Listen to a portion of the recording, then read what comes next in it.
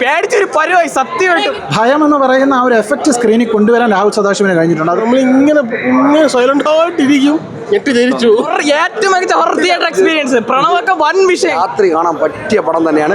ഒരു കിടിലൻ ആംബിയൻസ് ഉള്ള തിയേറ്ററിൽ നീറ്റായിട്ട് വന്ന് കാണാൻ പറ്റിക്കഴിഞ്ഞാൽ അത്ര എക്സ്പീരിയൻസ്. നന്നായിട്ട് പൈസ കൊടുത്ത് മേടിക്കാൻ പറ്റിയൊരു പടമാണ്.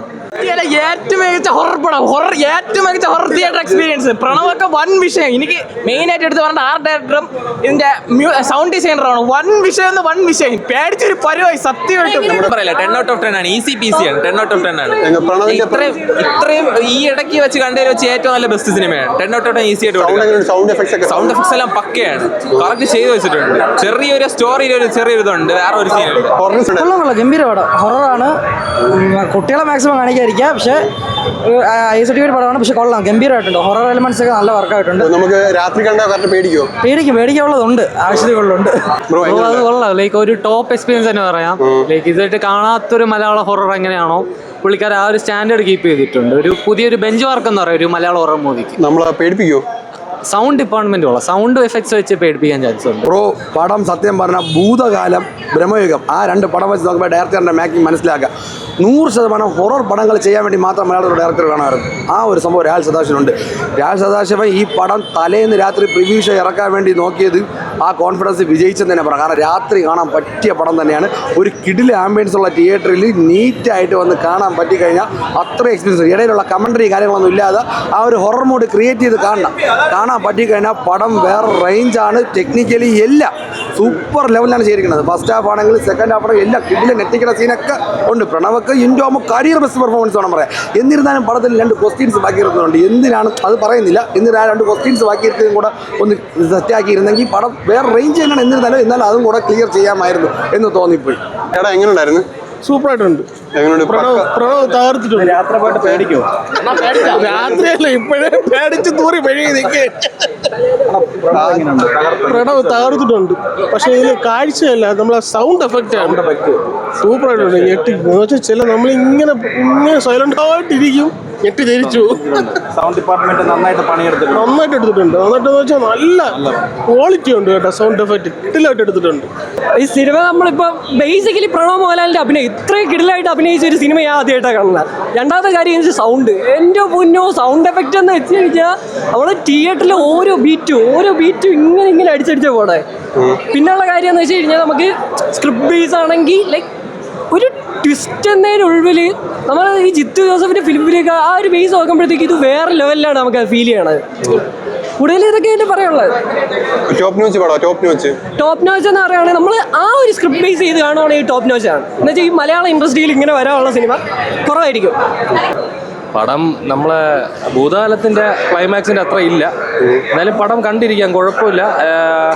ഒരു എബോ ആവറേജാണ്. പടം കൊള്ളാം, പക്ഷേ നൈറ്റ് കാണാനുള്ള വൈബുള്ള ഒരു പടമാണ് ഇത്. പകലും ഉച്ചയ്ക്കൊന്നും കണ്ടിട്ട് കാര്യമില്ല. കാണുന്നുള്ളൊരു തിയേറ്ററിൽ തന്നെ കാണുക. സെക്കൻഡ് ഷോ ആണെങ്കിൽ കുറച്ചും കൂടി അടിപൊളിയായിരിക്കും. നൈസ് എക്സ്പീരിയൻസ് ആയിരുന്നു. ഫസ്റ്റ് ഹാഫ് ആണെങ്കിലും ഫസ്റ്റ് ഹാഫ് കഴിഞ്ഞപ്പോൾ തന്നെ നല്ലൊരു ഇതുണ്ടായിരുന്നു. പിന്നെ സെക്കൻഡ് ഹാഫ് തുടങ്ങിയപ്പോഴാണ് കഥ അതിലോട്ട് മെയിനായിട്ട് വന്നത്. അത് ഞാൻ നേരത്തെ പറഞ്ഞ കണക്ക് തന്നെ ഒരു പകൽപൂരം ആ ഒരു രീതിയിലൊരു യക്ഷിയുടെ കുറച്ച് ഗ്ലാമറസ് ആയിട്ടുള്ള അങ്ങനത്തെ ഒന്നുമല്ല.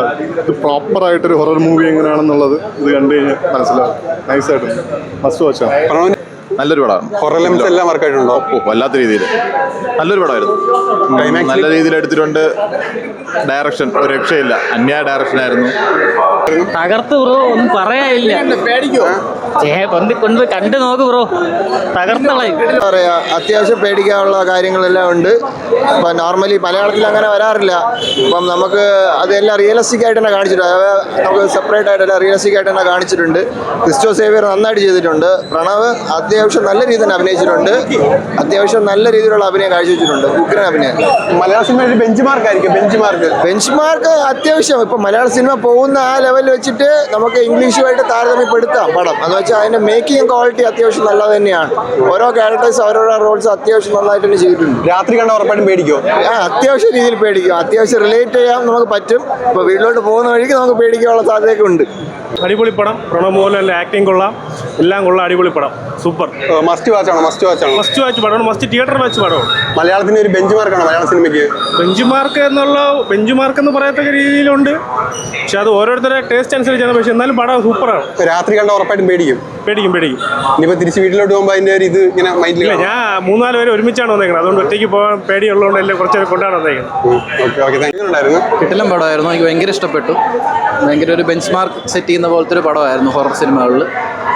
രാഹുൽ സദാശിവൻ അടിപൊളിയാണ്. പുള്ളി ഇതിൻ്റെ ഒരു മാസ്റ്റർ എന്ന് വേണമെങ്കിൽ നമുക്ക് പറയാം. അടിപൊളിയായിട്ട് ചെയ്തിട്ടുണ്ട്. പിന്നെ പ്രണവ് സൂപ്പറായിരുന്നു. പുള്ളിയുടെ ഒരു കരിയർ ബെസ്റ്റ് പെർഫോമൻസ് എന്ന് വേണമെങ്കിൽ പറയാം. അമ്മാതിരി കിടു സാധനമായിരുന്നു. മലയാള സർപ്രൈസസ് ഉണ്ട്, ആരും സ്പോയിൽ ചെയ്യരുത്. സദാശിവൻ്റെ ഹൊറർ സിനിമകൾ ഞാൻ പറയാതെ തന്നെ അറിയാമല്ലോ. ഇപ്പോൾ ഭൂതകാലം, ഭ്രമയുഗം, ഈ സിനിമയും കിട്ടില്ല ക്വാളിറ്റിയിൽ മേക്കിംഗ് ആയാലും സൗണ്ട് ഡിസൈൻ. ഈ പടം തിയേറ്ററിൽ ഒന്ന് മസ്റ്റ് വാച്ച് എന്ന് ഞാൻ പറയാൻ കാരണം ഇതിൻ്റെ സൗണ്ട് ഡിസൈൻ നിങ്ങൾക്ക് ഫീൽ ചെയ്യണമെങ്കിൽ ചെറിയ സ്ക്രീനിലൊന്നും കണ്ടിട്ടില്ല, തിയേറ്ററിൽ വന്ന് കണ്ടേ. ഞാൻ അത്രയും കിടിലം വർക്കാണ് ക്രിസ്റ്റോസ് ഇവർ ചെയ്തിരിക്കുന്നത്. BGM-ൻ്റെ ഇതൊക്കെ. പിന്നെ ആ പടത്തിൻ്റെ ഒരു രസമുണ്ട്, ട്വിസ്റ്റുണ്ട്, ഹൊറർ ത്രില്ലറാണ്. ആ ട്വിസ്റ്റൊക്കെ നമ്മൾ അധികം സ്പോയിലർ ആക്കാതെ തിയേറ്ററിൽ വന്ന് തന്നെ എൻജോയ് ചെയ്യണം. ഒരു ചെറിയ പടം 2 മണിക്കൂറിന് താഴെ ഉള്ളൂ, പക്ഷേ നമ്മളെ ഒന്ന് ഭയപ്പെടുത്തും.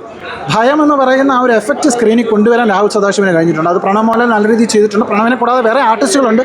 എല്ലാവരെയും പേരൊന്നും ഞാൻ എടുത്ത് പറയില്ല, ചിലത് പറഞ്ഞു കഴിഞ്ഞാൽ സ്പോയിലർ ആയിപ്പോവും. നല്ലൊരു രസമായിരുന്നു.